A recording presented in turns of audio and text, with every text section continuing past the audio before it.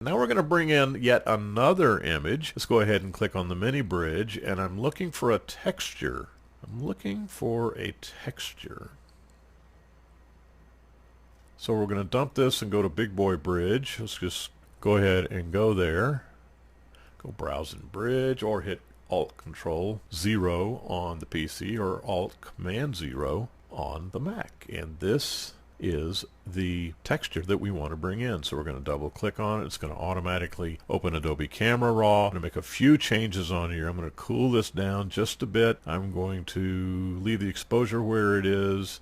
Maybe increase the contrast. I know I said never use the contrast slider, but on texture you can get away with it. Clarity. I'm going to really punch up the clarity and the vibrance. Yeah, I like all that. And just a tad of saturation. Then hit Open Image, and it's going to open in the workspace in Photoshop. And then once again, we're going to take the texture and we're going to combine it with the image of Kaylee and pull this down.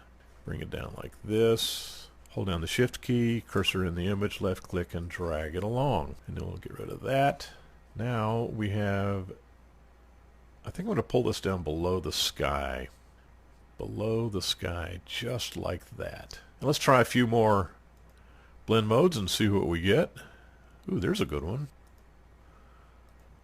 Overlay's not looking half bad. Let's see what vivid light's going to look like. Not bad, but I'd have to darken it because it's too busy. You can't read the text, and it's distracting from your look at Kaylee. Let's look at darken. That's getting there.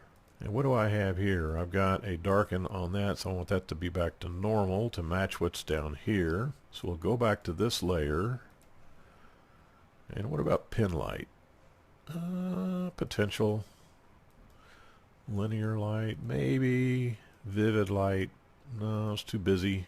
So we'll just stay with overlay, and what we can do is combine these two layers, hold down the Shift key to combine these two, right click, and then merge layers, because I want to bring these together. And then I'm going to come up to Image, Adjustments, Curves, and let's just plain old darken that background right there. And then the other thing we can do up here under Filters is blur, radial blur, and I want this to zoom, and I want this to be the best quality blur, and I want a whole lot of that on there. So let's go ahead and click that, and we're just experimenting. This is total experimentation. I haven't gone through any of this before I started recording this lesson because I want you to see it as it happens. As I get the texture in there, as I get the clouds merged with the texture, as things go from one to the next, I can see that, and then I can see this. Then in my mind's eye, I'm seeing the result that something else might happen. And that's what's going to come to you, is that once you become familiar with all these tools and layers and blend modes and all these things that take practice, I will admit, learning curve can be pretty steep in Photoshop, but once you get familiar with these things, then all these different ideas start coming in your head, and it affects how you shoot in the field. Knowing Photoshop and all these tools and all these effects and all these layers and all this stuff that you can do affects how you shoot in the field.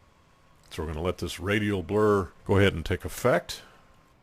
And there we have that, and we can redo this by moving this up here and putting this right there, and I think we've got something we can finally say I think is going to work. And that's, let's do a little of this. Let's just take it, and I'm going to take the blues, I'm going to accentuate the blues, because that helps take out that phantom outline around Kaylee. I didn't do a really super fine job of creating that selection just for demonstration purposes. You could have worked on it a little bit better to get rid of some of that artifacting that went around her hair especially, and the way to kind of fake people out about that is to put in something blue behind it that kind of makes it disappear. That's what we're doing here. But here we have a special effect on an image that increases the dramatic impact of the image, and all done with blend modes and all kinds of different layered images that came together to create this. I don't know what it is. It's just a streaking series of lights that Kaylee seems to be jumping out of, and you know, I like it.